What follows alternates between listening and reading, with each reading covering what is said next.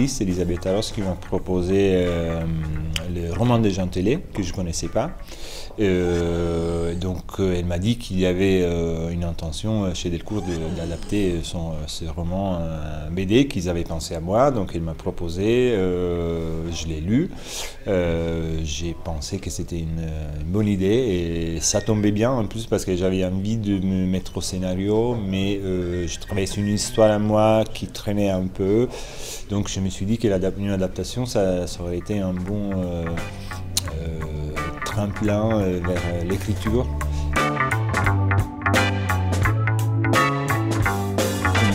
C'est un personnage qui est très connu en France parce qu'on l'étudie à l'école, on étudie la balade des pendus, ses écrits les plus célèbres, mais en même temps on ne sait pas beaucoup de lui. Il a, d'une certaine façon, il a été un peu oublié et je trouvais que c'était intéressant justement déjà dans le roman de Jean Telet de ramener à la vie ce personnage. Donc en BD, j'ai pensé que ça pouvait être une opération intéressante culturellement aussi. Il a été un criminel, il a été jugé et condamné plusieurs fois, mais en même temps il y avait ce parcours parallèle de sa poésie qui l'accompagnait pendant toute sa vie. Voilà, je trouvais ça très intéressant et aussi un personnage qui est un vrai voyou, un vrai, c'est pas juste un rebelle light, quoi. C'est vraiment un criminel, quoi, qui a fait un peu n'importe quoi dans sa vie, donc un personnage avec... On a même du mal parfois à justifier, enfin il a commis des actes qui sont tout à fait injustifiables en fait. Le marché de la bande dessinée française est unique au monde.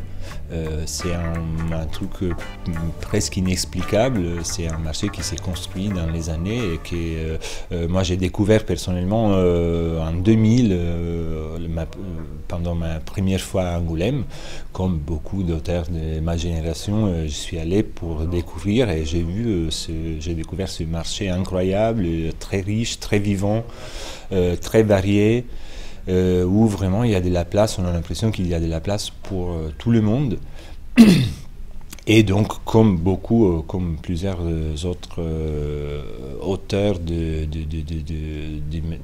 italiens de ma génération, je me suis lancé dans ce marché. J'ai voulu me lancer parce qu'en Italie, c'est très différent. Malheureusement, ça marche beaucoup moins.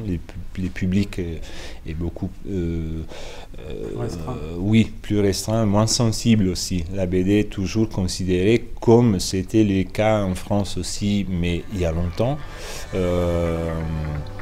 des lectures jeunesse, surtout qu'on abandonne en général une fois qu'on a grandi.